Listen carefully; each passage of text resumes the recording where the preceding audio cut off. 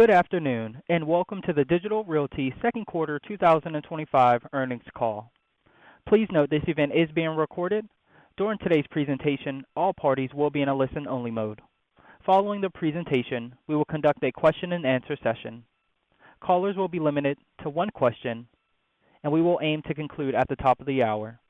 I would now like to turn the call over to Jordan Sadler, Digital Realty's Senior Vice President of Public and Private Investor Relations. Jordan, please go ahead. Thank you, operator, and welcome everyone to Digital Realty's second quarter 2025 earnings conference call. Joining me on today's call are President and CEO Andy Power and CFO Matt Mercier. Chief Investment Officer Greg Wright, Chief Technology Officer Chris Sharp, and Chief Revenue Officer Colin McLean are also on the call and will be available for Q&A. Management will be making forward-looking statements, including guidance and underlying assumptions on today's call. Forward-looking statements are based on expectations that involve risks and uncertainties that could cause actual results to differ materially. For further discussion of risks related to our business, see our 10-K and subsequent filings with the SEC. This call will contain certain non-GAAP financial information. Reconciliations to the most directly comparable GAAP measure are included in the supplemental package furnished to the SEC and available on our website. Before I turn the call over to Andy, let me offer a few key takeaways from our second quarter results. First, we posted $177 million of new bookings in the quarter at 100% share, including $135 million at Digital Realty share. Record performance in the 0 to 1 megawatt plus interconnection product set stole the show in the quarter with $90 million of bookings. Second, core FFO surged to a record $1.87 per share, outperforming expectations for the quarter and contributing to an increase in our revenue, adjusted EBITDA, and core FFO per share guidance for full year 2025. And third, we continue to extend our runway for better long-term growth with oversubscribed LP equity commitments for our first U.S. hyperscale data center fund, additional development site acquisitions in key U.S. markets, and a robust balance sheet that is highlighted by more than $7 billion of liquidity and below target leverage. With that, I'd like to turn the call over to our President and CEO, Andy Power. Thanks, Jordan, and thanks to everyone for joining our call. As enterprise digital transformation, cloud computing, and AI adoption continue to accelerate, Digital Realty's global platform is uniquely positioned to meet the full spectrum of customer needs while delivering differentiated value. With our 20-year track record of execution as a data center operator, 5 gigawatts of development capacity, and more than $15 billion of private capital supported, Digital Realty has the wherewithal to service its growing enterprise and hyperscale customer base for years to come. Over the past 2.5 years, we have been focused on driving better long-term sustainable growth in core FFO per share, and we are starting to see the fruits of our labor. A key pillar of our full spectrum strategy is our 0 to 1 megawatt plus interconnection business, which is anchored by connectivity-rich metro campuses. These campuses, typically located near where data is created and consumed, host mission-critical deployments that support hybrid multi-cloud IT, vital network infrastructure, industry-specific latency-sensitive applications, and AI inference, among other workloads. The common thread across these use cases is connectivity, and we have made it a priority to enhance our interconnection capabilities and services across the platform. Our focus on strengthening the customer value proposition is delivering results. Bookings in our 0 to 1 megawatt plus interconnection product set have seen consistent growth, with momentum accelerating over the past year, even as large AI-oriented leases have been in the spotlight. At the beginning of last year, we set an ambitious goal to double our colocation bookings, and we're well on our way to achieving it. In the second quarter, we signed $177 million of gross leases, including $135 million at share. Digital Realty's share of bookings were led by $90 million in our 0 to 1 megawatt plus interconnection category, a record result that is 18% higher than our prior record set only 2 quarters ago. Over the past 4 quarters, we have booked over $300 million in this category, up from approximately $200 million in 2023. This quarter's success wasn't driven by any single deal or even a dominant metro. Instead, leasing was broad-based with equal contributions from EMEA and the Americas, along with a healthy dose from APAC. Importantly, we also delivered record interconnection bookings in the quarter, as the momentum we have seen in the 0 to 1 megawatt category is starting to pay off, as customers have deployed their gear in our facilities and need to support the underlying workloads with connectivity. The bottom line output of this success is our core FFO per share growth. We earned a record $1.87 per share this quarter, a robust 13% increase over last year's results and 6% higher than last quarter. While the rate of acceleration in bottom line growth this quarter is notable and demonstrates the significant momentum we have in our business, our growth will be best measured in years. With our backlog at $826 million, we have strong visibility through the end of 2025 and beyond. Matt will provide details on the financials in a few minutes.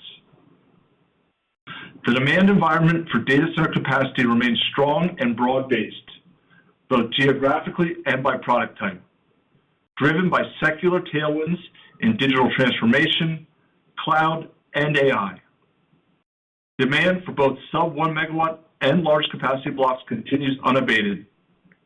For sub-1 megawatt capacity, our pipeline is broad and deep across all regions, and as evidenced by our 4-month book-to-bill this quarter, these deals can typically be deployed much more quickly. We continue to position our large capacity blocks to support the growing needs of our hyperscale customers as we work to align development deliveries with the availability of power, and this approach has served us well so far. In North America, near-term capacity blocks continue to be the most in demand, and we've had great success in placing our near-term development, so most of the discussions that we are having are focused on late 2026 and early 2027 deliveries. In EMEA, demand from AI deployments is growing, but is still well behind the U.S. Consistent with historical trends, the larger capacity blocks in this region tend to be smaller than those in the U.S. In APAC, hyperscale demand is expanding, particularly in Tokyo and Singapore. Similar to EMEA, AI deployments are growing in APAC, but lag the U.S. Another sign of the strong demand environment is the tremendous success that we have enjoyed in launching our U.S. Hyperscale Data Center Fund, the latest evolution of our strategic objective to bolster and diversify our capital sources. Since our last earnings report, we've continued to receive commitments to the fund from a broad array of global institutions, including sovereign wealth funds, pension funds, insurance companies, endowments, and other institutional investors. We have received more than $3 billion of LP equity commitments to date and are on target for our final closing well ahead of our target raise and our original schedule.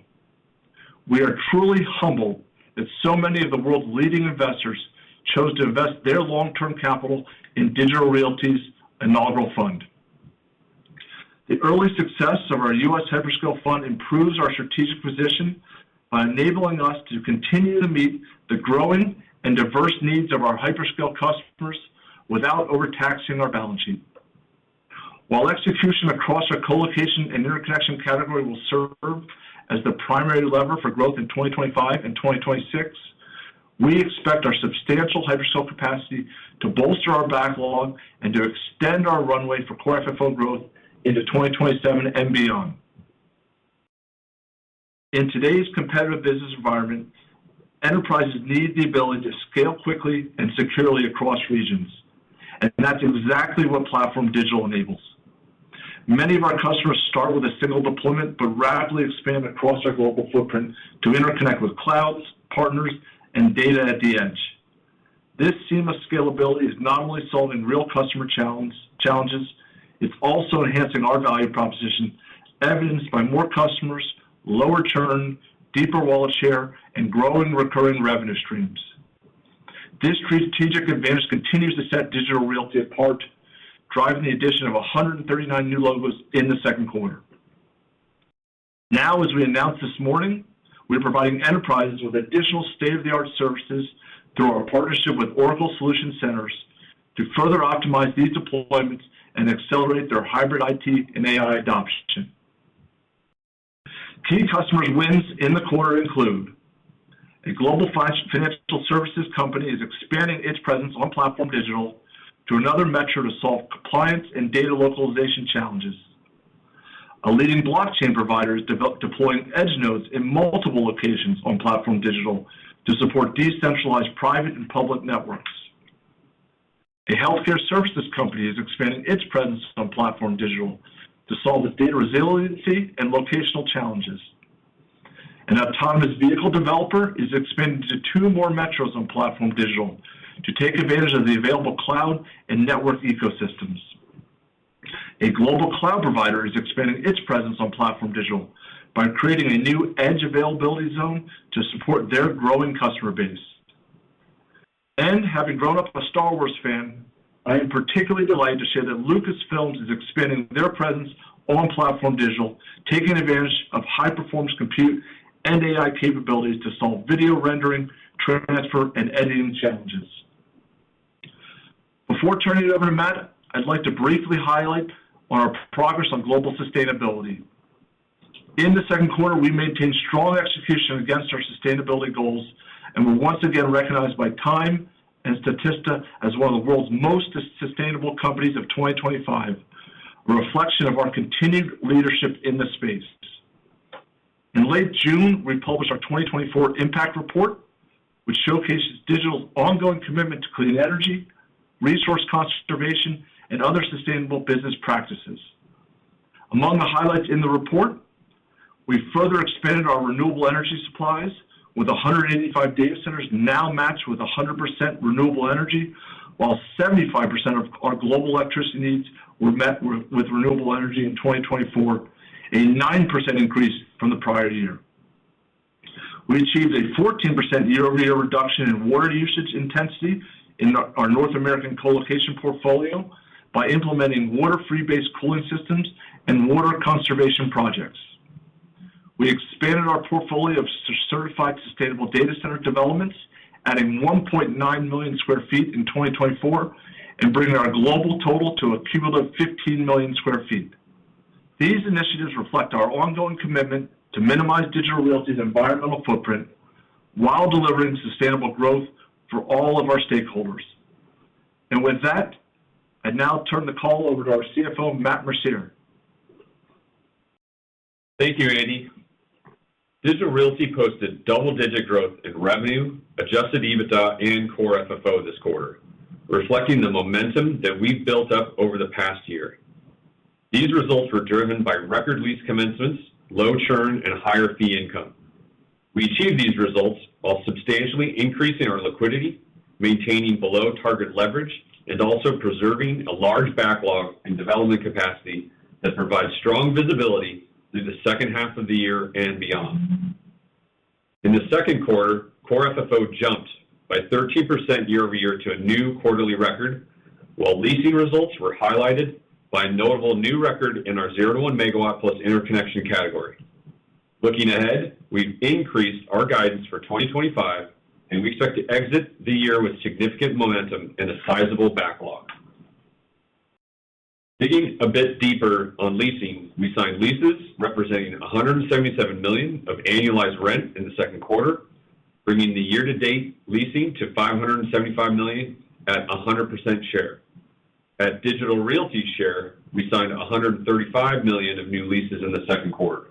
Of this, $90 million fell within our 0 to 1 megawatt plus interconnection product set, which exceeded our prior quarterly record by 18%. Relative to the prior four-quarter average, quarterly leasing in this product set was up by 36%. We signed $45 million within the greater than a megawatt category at our share, with leasing spread across our regions. Our top 5 leases in this segment ranged from 2 to 12 megawatts and saw steady to improved pricing. Notably, average pricing in this segment was skewed lower in the quarter by the exercise of an expansion option by a large enterprise customer in North America, which was committed to more than 3 years ago. Consistent with our objective of improving Digital Realty's long-term sustainable growth, more than 70% of bookings included fixed rent escalators of at least 4% or were linked to CPI. Our backlog at Digital Realty share totaled $826 million at quarter end, as a record $228 million of commencements was only partially offset by our new bookings. Looking ahead to the second half of 2025, we expect another $241 million of leases to commence, which are more heavily weighted toward the fourth quarter. For 2026, we currently have $461 million scheduled to commence, while an incremental $124 million is already slated to commence in 2027 and beyond, providing strong visibility for multi-year growth. During the second quarter, we signed $177 million of renewal leases at a blended 7.3% increase on a cash basis, above the high end of our original 4 to 6% full-year guidance. Renewals in the second quarter were again heavily weighted toward our 0 to 1 megawatt category, with $130 million of renewals at a 4.2% uplift. Greater than a megawatt renewals of $41 million saw a robust 14% cash re-leasing spread. For the quarter, total churn continued to decline to just 1%, with negligible churn in our greater than a megawatt category. As for earnings, we reported record quarterly core FFO of $1.87 per share, up 13% year over year, reflecting strong upside from hyperscale commencements, better than expected progress on 0 to 1 megawatt plus interconnection bookings, and 3 cents of FX benefit. On a constant currency basis, we reported core FFO per share of $1.84 in the second quarter. During the quarter, we saw an approximately 3-cent benefit in fee income tied to large-scale deliveries of data center capacity, which corresponded with our record leasing commencements. While operating expenses picked back up from last quarter's unusually low levels, the uptick was consistent with our growing book of business, and repair and maintenance expenses remain on pace for seasonal ramp in the second half of the year. Data center revenue was up by a robust 11% year over year, as the combination of strong renewal spreads, rent escalators, and new lease commencements more than offset the drag associated with the dispositions completed over the last 12 months. The increase in adjusted EBITDA was even greater, at 13% year over year, reflecting the growth in data center revenue and higher fee income. Same capital cash NOI growth was also healthy in the second quarter, increasing by 4.4% year over year, driven by 5.9% growth in data center revenue. On a constant currency basis, same capital cash NOI rose 1.8% in the quarter. Results were influenced by a bad debt reserve associated with broader macroeconomic and geopolitical factors and a prior year cash rent payment. For the first half of 2025, same capital cash NOI was up 3.4%. Moving on to our investment activity, during the second quarter, we spent over $900 million on development CapEx on a gross basis, which includes our partner share, and approximately $700 million on a net basis to Digital Realty. During the quarter, we delivered a record 96 megawatts of new capacity, 98% of which was pre-leased, while 16 megawatts of new data center projects started construction, leaving 734 megawatts under construction. At quarter end, our gross data center development pipeline stood at $9 billion and a 12.2% expected stabilized yield. Data center shells under construction increased to 610 megawatts during the quarter, while our land bank grew to 3.7 gigawatts, extending our runway for capacity growth to a record 5 gigawatts. As Andy noted earlier, we are also pleased with the success we've had to our U.S. Hyperscale Data Center Fund, which has the potential to support approximately $10 billion of total data center investment from the existing commitments. In the second quarter, Digital contributed a 40% share of the 5 existing operating assets, along with an 80% share of 2 development sites, resulting in a $900 million of gross proceeds to Digital Realty. Subsequent to quarter end, we also sold a non-core data center in Atlanta for $65 million. With the fund contribution and the non-core asset sale completed, we exceeded the midpoint of our prior disposition guidance for 2025. Turning to the balance sheet, by evolving our funding model, we are able to extend our reach and better serve the needs of our hyperscale customers without overly taxing our balance sheet. Leverage remains at 5.1 times, still well below our long-term target of 5.5 times, while liquidity remained robust at more than $7 billion, excluding the war chest of private capital we have amassed to support hyperscale development. We raised another $850 million of Eurobonds at the same 3.875% coupon as we did in January, but slotted this bond into 2034 to maintain our well-laddered maturity schedule. We used most of these funds last week to pay off the 650 million euros of maturing 0.625% Eurobonds. So unfortunately, we'll be facing a 325 basis point refinancing headwind beginning in the third quarter. This finishes off our maturing debt for 2025, with our next maturity arriving in January. Looking further out, our maturities remain well-laddered throughout 2035. Moving on to our debt profile, our weighted average debt maturity increased slightly to 4.6 years, and our weighted average interest rate ticked up to 2.7%. Approximately 84% of our debt is non-U.S. dollar denominated, reflecting the growth of our global platform and our FX hedging strategy. Approximately 94% of our net debt is fixed rate and 96% of our debt is unsecured, providing ample flexibility for capital recycling. I'll now turn to our guidance. We are increasing our core FFO guidance range for the full year 2025 by 10 cents to $7.15 to $7.25 per share to reflect better than expected operating performance and our updated FX assumptions for the full year. We are also increasing our constant currency core FFO guidance range by 5 cents to $7.10 to $7.20 per share, consistent with the better than expected operating performance.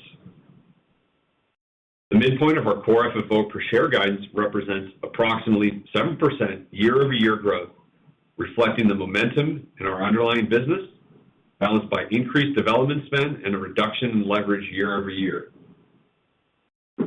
As a result of the year-to-date outperformance versus our expectations, strong momentum within our 0 to 1 megawatt business, and better than expected fee income, along with our updated FX assumptions for the year, we are increasing our revenue and adjusted EBITDA guidance ranges for 2025 by $100 million and $75 million, respectively. We are raising our cash and GAAP releasing spread guidance ranges to 5 to 6% and 7 to 8%, respectively, to reflect the performance we have seen year to date.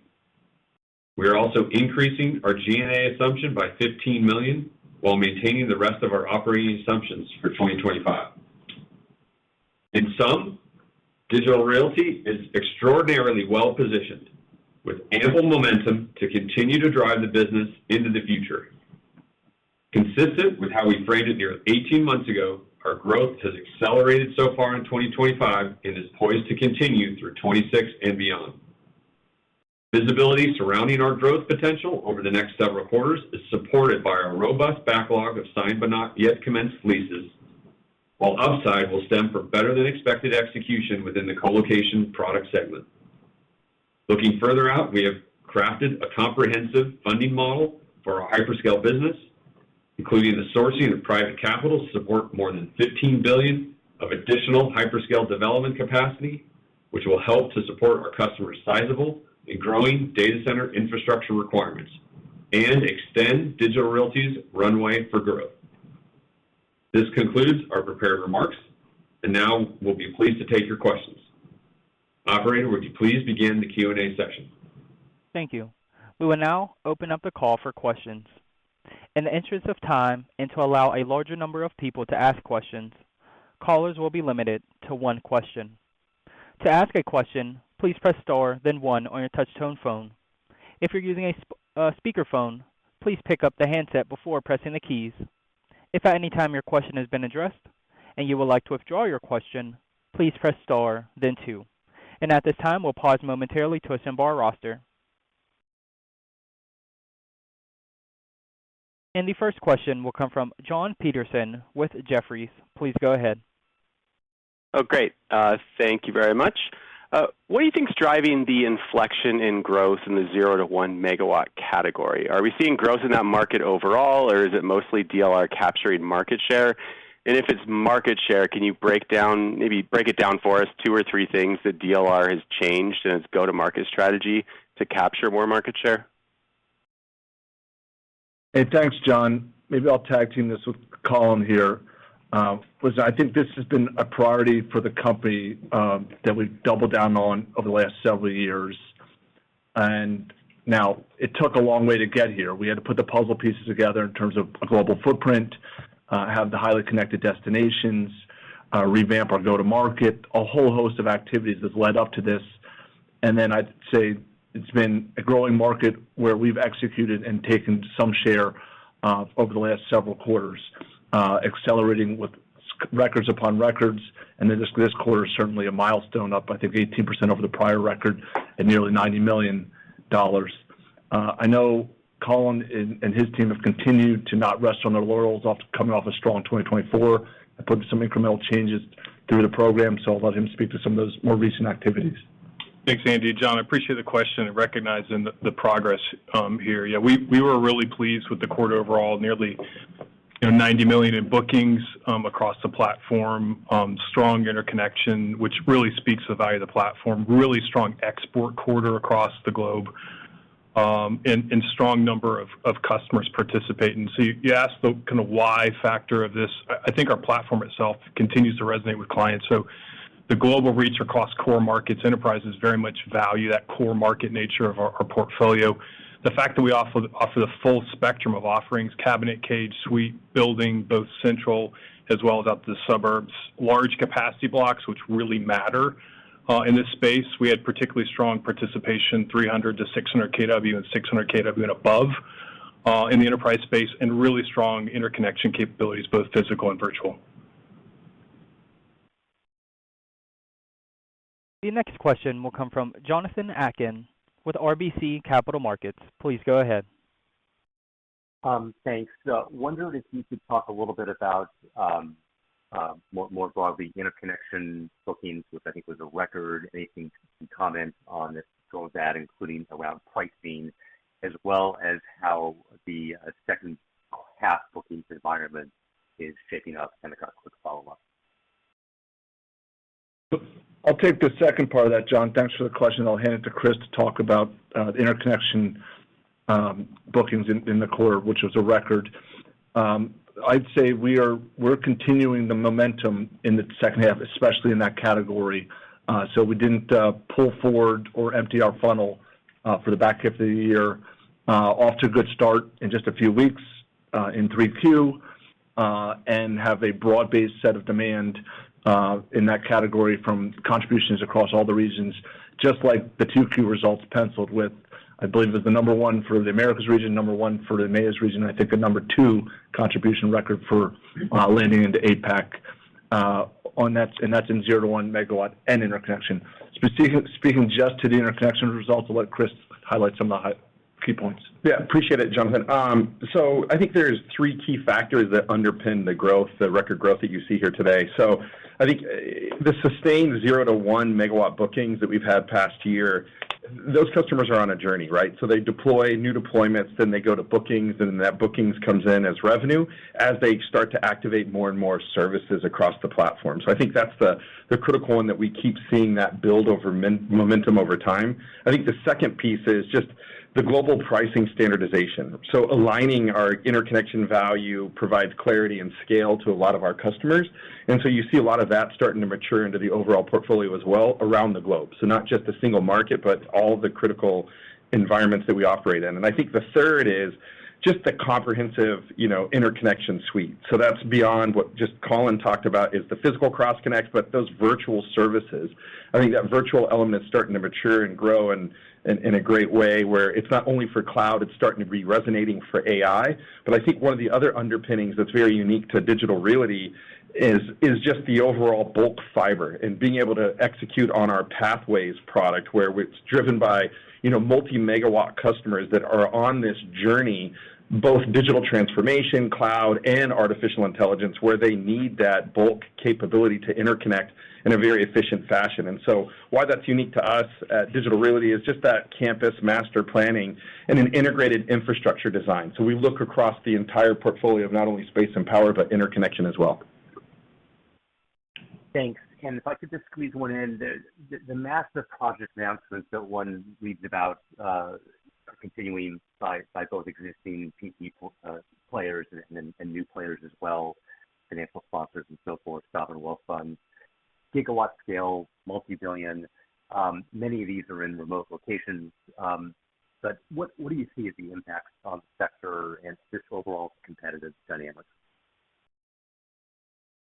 Thanks, John. I think your second question is a little cut up there, so I'll just rephrase it. So I think you're saying the big announcements, big lease signings and gigawatts in various locations.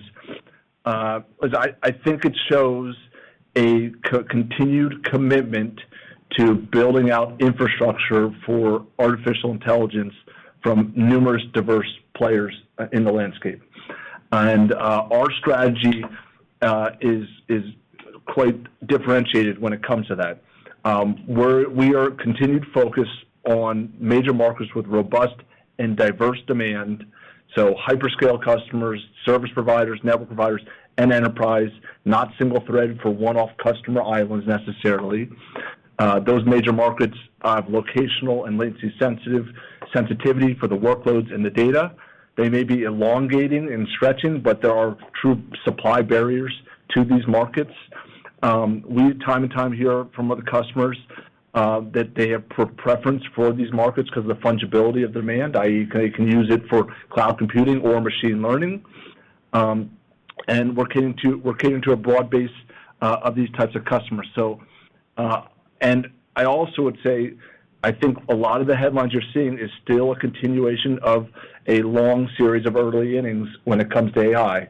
And I do that looking from an enterprise adoption and use cases that still have not fully come to fruition yet today, which I think will further compound the workloads coming back to these centers of data gravity that we've focused on for years. The next question will come from Eric Luchow with Wells Fargo. Please go ahead. Great. Thanks for taking the question. I wanted to get your sense for kind of the large capacity block market and hyperscale in the U.S. I think you talked about power availability kind of moving to late 2026 or early 27, and just thinking through the timing of the pre-lease windows, if you expect that to kind of snap back in the second half of the year, there to be more opportunities in markets like Virginia, Charlotte, Atlanta, or anywhere else where you see opportunity. Thank you. Thanks, Eric. So maybe I'll kick it off, and Colin can touch on what he shared last quarter and the update, what we're seeing now from the hyperscale customer base. So we at total share did $177 million of leasing this quarter, which was our sixth largest quarter in the history of the company. The pro rata share is less than that, but that's a strategic pivot in our funding model. Building a private capital business around hyperscale means that some of the leases are falling into ventures that we do not own 100%, but obviously are operating on behalf of our customers and garner fees and other economics for doing so. We still see a tremendous runway for growth in that category. As you saw in our current results, we now have a total of 5 gigawatts of called inventory runway from land to shells north of 600 megawatts today, in addition to what's under construction and highly pre-leased on the development life cycle. We're very happy with the success of our inaugural fund, essentially oversubscribed, that essentially gives us a call in total $15+ billion of private capital for hyperscale to fund that journey. When it comes to the nearest term demands of the customers, they obviously sooner is better, and I'll let Colin talk to some of what he's been talking to those hyperscale customers about. Thanks, Andy. We've highlighted before that demand overall is very strong. That continues to be strong. Our pipeline is as strong as we have seen. The nature of that is both diverse by customer and global nature, although it's probably more tilted towards North America, where we have the larger capacity blocks. Use cases still very much resonate around AI and cloud. Cloud is still very much at the forefront of how our customers are growing with us overall. And so Andy had mentioned we have about 1 gigawatt of capacity coming online over the next several years. In particular, Northern Virginia, our largest market, where we have about 350 megawatts coming online in late 26 and 28. There's very active conversations around this. I highlighted that previously in our last call. Those conversations are very much at the forefront of what we are participating in. So we're working really closely with our hyperscale partners to ensure we can provide the maximum value for their use cases. We've mentioned previously that bookings are not always linear, but I can tell you that the pipeline and demand profile continues to very much resonate with our hyperscale partners. The next question will come from Michael Funk with Bank of America. Please go ahead. Yeah, thank you for the question. So, Andy, quick, simple question. So why would releasing spreads move lower from the current level? I know you just raised the guidance for the year. Why would they be lower in the future? Matt, why don't you take that? Yeah, thanks, Michael. So, look, part of this, a big reason for that is you can see in the first half of the year, we had some outperformance in our other category, which really pushed probably about 100 basis points of that total that we had for the first half of the year in terms of our overall results. And as we, so that's why if you strip that out, again, we'd be about 100 basis points lower. We're not expecting in the second half for the same amount of that other, call it usually that shell PVB type space. But we are expecting to continue to see continued strength within not only our 0 to 1, where we put up basically 2 plus 4% over the last 2 quarters, plus as you've seen also stronger results and improving results within our greater than a megawatt. But the second half and the majority of the years tends to be weighted towards that 0 to 1, so that's why we're still within that range, but we've pushed up the low end of it. The next question will come from Richard Cho with JP Morgan. Please go ahead. Given the increasing amount of demand and opportunities that you're seeing, how long or should we expect the CapEx development range to stay in this $3 to $3.5 billion going forward? Yeah, thanks for the question. So, look, I think as we've already increased, if you look back to last year, to this year, we've increased our CapEx spend, 50%, and that's even in considering just our share. I think you're starting to see that, we're starting to see us ramp into that, a little lighter in the first half, but we're expecting that to pick up in the second half. And as we've, amassed a war chest, if you will, of funding that's available for us to be able to capture this growing opportunity set, I think there's clearly the potential for us to continue at a gross level of CapEx to expand that going forward. Richard, I think that's important, that last part here. We are obviously owning this 5 gigawatts of supply chain conveyor belt from land to shell to delivered suites, be it hyperscale or enterprise colo. And we've now created the levers to accelerate CapEx to meet demand timely, accelerate those deliveries for our customers as they need it, build more colo inventory as they need it, and have levers to fund it through our own balance sheet or through our private capital around hyperscale initiatives, ensuring that we continue to accelerate that per share bottom line growth. The next question will come from Frank Louthan with Raymond James. Please go ahead. Great, thank you. I wanted to ask about the executive order for permitting data center infrastructure, and can you give us some idea? I know it's early, but at a high level, kind of how do you expect that to help your bookings, and does that potentially open additional opportunities for you over the next few years? with that more streamlined potential permitting environment? Hey, thanks, Frank. So when I look at what just came out in the last 24 hours or so, I get two takeaways. One, they're looking to reduce regulatory barriers for domestic U.S. data center build-outs. That's one. And two, they're promoting the U.S. AI tech stack as the dominant technology around the world, both of which I see as only positives for the industry in this state of demand, and in particular for digital. On the first one, we're talking about streamlining permitting for data centers, expanding and modernizing the power grid, high security data center for sensitive military, other use cases, helping us in the workforce and pipelines for infrastructure jobs, for AI, and data centers are included in that. A host of activities that I think will hopefully grease the skids so that we can bring our infrastructure for our customers on in a more seamless, expedited fashion, just as our customers need it. And the second one is really trying to enable some of our top customers to export their capabilities, the full stack for American AI technologies, to allies and partners worldwide. And we at Digital are supporting customers, 5,000 customers across 50-plus metros on 6 continents. Now, we've talked a lot about the AI part of that demand being very U.S.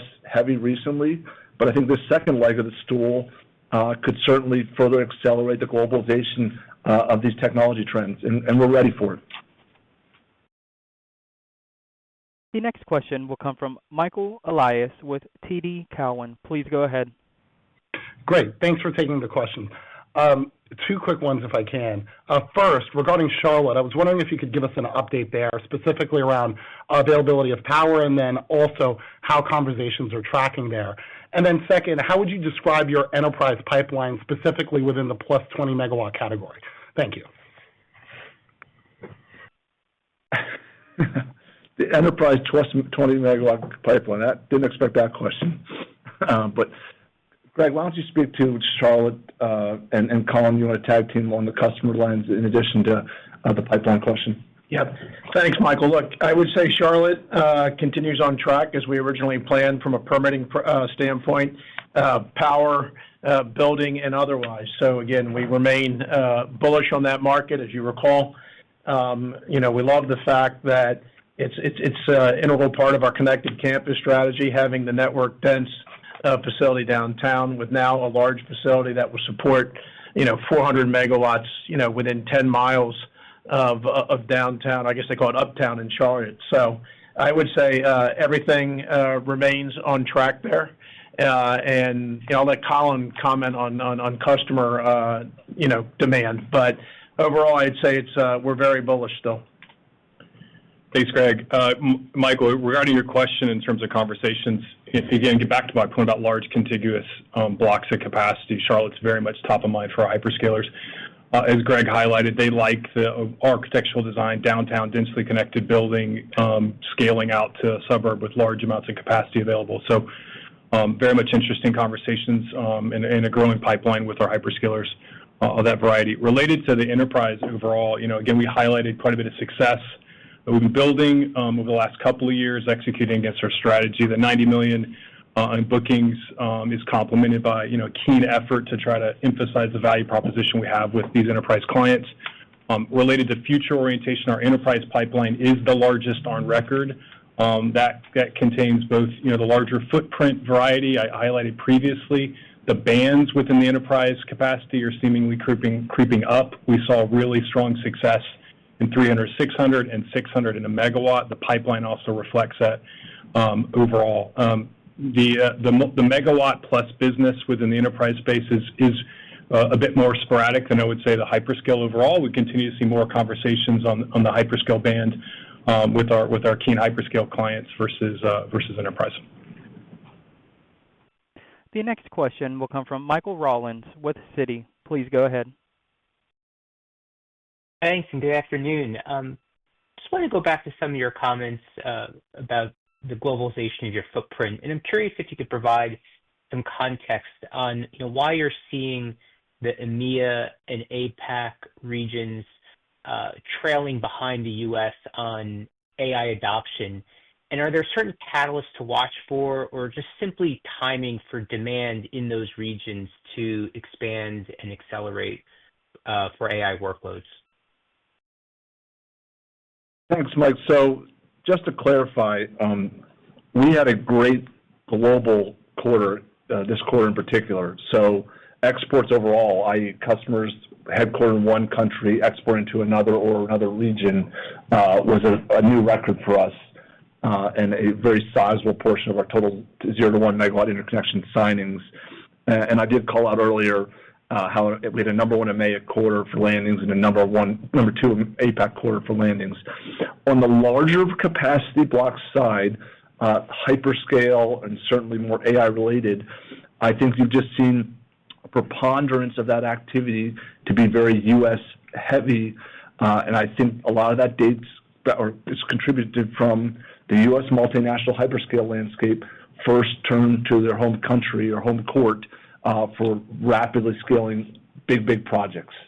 And I don't think that means that the AI will not come to outside the U.S. I think there's examples of that happening in APAC and more to come in EMEA.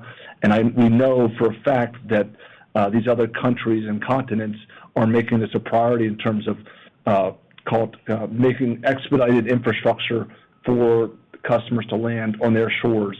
And it kind of dovetails with just how cloud rolled out, started with a very U.S. heavy and then went to a more globalized footprint. And maybe this more recent administrative action on AI is another incremental fuel to that fire, really making it more pervasive for the U.S. multinationals to push more of their gear and infrastructure to our campuses abroad. The next question will come from Ari Klein with BMO Capital Markets. Please go ahead. Thanks. And you talked a little bit about extending the runway for long-term growth, and I'm hoping maybe you can speak to what that growth could look like. This year will be about 7% with some FX benefit, and it seems like next year maybe could accelerate. But how do you think about what sustainable growth could look like over a longer-term, multi-year time frame? So, thank you, Ari. If you remember not that long ago, we put out the guidance for this year, which I think we gave probably 18 months prior to that guidance. And that guidance was called just over the 5% area. And we articulated that was not the new bogey. That was really the new floor. And we knew we could accelerate from that. We're obviously having a great first half of the year in terms of beating our internal expectations and ultimately raising our guidance to now just shy of called 7%, depending if you look above with or without currency adjustments. I think the way I'd frame it is we're looking to be a consistent compounder in that area, if better than that if we can, but at least in that area for as long as possible. And the tools in our toolkit, in addition to the levers on funding that I described, are really near-term, 25, 26, is about how we continue this momentum and execution in the 0 to 1 megawatt in the interconnection. The shortest book to builds, falling into already built capacity, flows through to the bottom line quickly like interconnection signings. And the longer term, the 27 beyond, is about those hyperscale bookings. Because the hyperscale bookings are obviously bigger capacity blocks, and they're falling into capacity that's not sitting idle today. So those bookings that we do in hyperscale this quarter, next quarter, and the quarter after that are all about, call it the end of 26, 27, 28, and thereafter. The next question will come from Irvin Liu with Evercore ISI. Please go ahead. Hi, thank you for the question. I wanted to ask about your U.S. hyperscale fund. So once fully funded and developed, what sort of implications will this have on your financial model longer term? So any thoughts on what the contribution from a fee income perspective and core FFO per share growth perspective longer term would be very helpful. Thanks. Greg, why don't you take the first part in terms of how the fund works, and then Matt can talk to FFO contributions. Sure. Thanks for the question, Urban. I think, as we talked about on prior calls, first of all, what is the makeup of the fund and how is it being funded? As you recall, we contributed 5 stabilized assets, in various markets to provide diversification, which was attractive to investors. In addition to that, now, you remember last May, we contributed 40% of those assets to the fund, and the other 40% will come in January of 26, which keeps us with our 20%. In terms of the development assets, you may recall we contributed 4 parcels of land up front, which are going to support 7 buildings, again, in these, as Andy mentioned earlier, in these tier 1, latency-sensitive, product-agnostic markets, places like, Nova, Dallas, Charlotte, Atlanta. So that's what's being contributed today. When you look at our total fund today, I would say about, roughly 70% or so is earmarked, which leaves us with about 30%, give or take, of discretionary capital to go ahead and deploy in developments that haven't already been identified. So that's what the fund is and where it is. Maybe I'll turn it over to Matt now to discuss your other part of your question. Yeah, thanks. So, look, I'd say this in kind of I'll break it into 2, trying to be simple buckets, right? So we've got, as Greg noted, we've got up to $10 billion ultimately to deploy. That's going to go out over the next, few years as we continue to develop these data centers. And, we're going to expect to earn similar returns to what we're seeing, call it today on our balance sheet, as we disclose in our supplemental. And that development's going to ramp over time, and we'll get our, call it, 20% share of that. So it'll ramp over the next few years, but it'll be relatively minimal at the start, call it over the next year, and then continue to ramp over the next, call it, 3 to 4. The other main side of that is fees, right? And the largest portion of the fees is going to come from our asset management fee, which is based on the committed equity, and that's at a market rate, and that'll come in sooner. So that's going to give us some of that near-term benefit. The next question will come from David Guarino with Green Street. Please go ahead. Thanks. Maybe sticking on the hyperscale fund, can you talk a little bit about the strategic rationale for keeping a majority stake in the operating assets, but a minority stake in the development assets? And I'm curious, Greg, if maybe that's a fundraising trend you think we'll see across the industry with that structure, or was that maybe just specific to these assets in this deal? Just to clarify, it's the same ownership stake in both the stabilized assets and the development assets. So the end landing is a minority 20% in both the operating and the development assets. David, if you want to ask another question, you can go ahead too. What wasn't meant okay, clarified? Yeah, I must have misread that in the presentation then. So other one, then maybe we'll kind of switch gears. There's been this trend we've seen probably, I guess, the last few quarters or maybe the last year or so about utility companies requiring larger upfront commitments. And I'm wondering, how's that impacting your construction cost per megawatt? And would you view that as a net positive or a net negative for a company as large as Digital Realty? Thanks, David. Listen, I view that as a maturing of the broader industry around data center infrastructure and power. I mean, it's on the back of these utility companies, especially those who are not quite used to seeing prevalent data center demand, getting numerous inbounds from numerous shops. And they, in my opinion, what they needed to do and have now done is raise the bar for entry, i.e. they need real counterparties that own land, have real commitments to building the infrastructure for their customers. And that often requires security deposits or counterparties of substance. And I think that's a net positive to rationalization and stabilization of the industry. And given Digital's track record, I think we show up in front of these utilities as a really good partner. We never were an issue on this, and now we can call it flush out folks that were maybe in the land flipping game and really try to get to folks that are really dedicated for the long haul in scaling data center infrastructure. The next question will come from Jim Schneider with Goldman Sachs. Please go ahead. Good afternoon. Thanks for taking my question. It's good to see the momentum in the 0 to 1 bookings category. if that sustains itself, I'm just wondering, given that there's a smaller blocks of space, do you have availability in your existing installations for 2026 such that you could slot in more of that business into 2026 commencements and potentially drive further upside to 2026 financials? Is that a reasonable assumption? Thanks, Jim. So we had a record last year in that category that was demonstrably higher than the prior year. We're pacing, obviously, well ahead in the first half of this year and plan to keep that momentum.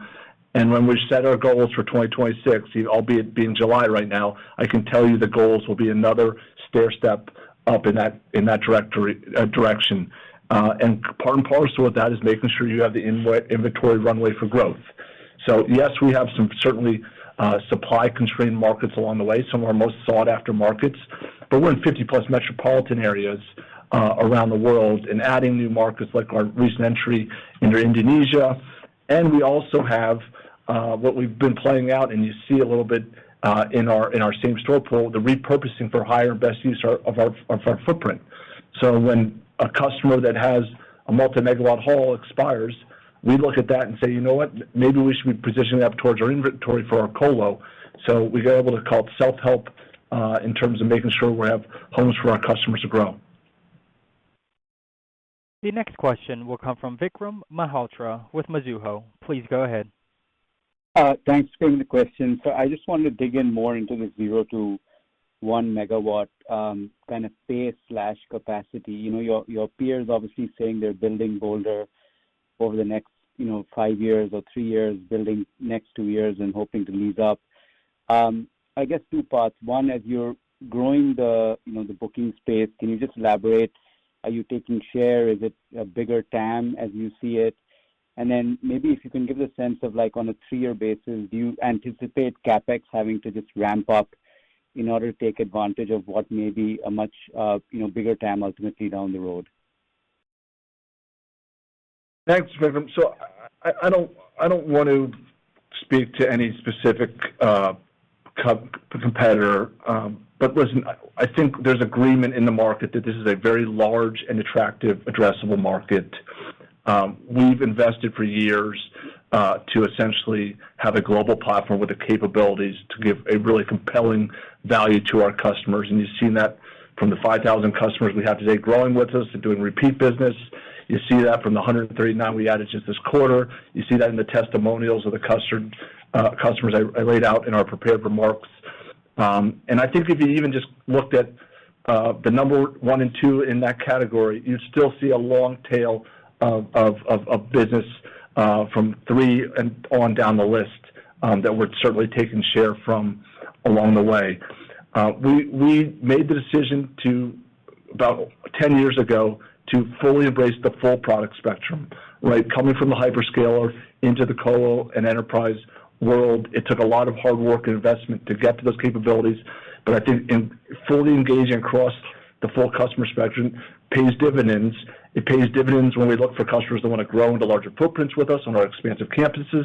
It pays dividends when we look for customers that want to increase their power densities, where we already were serving another larger customer at a higher power density.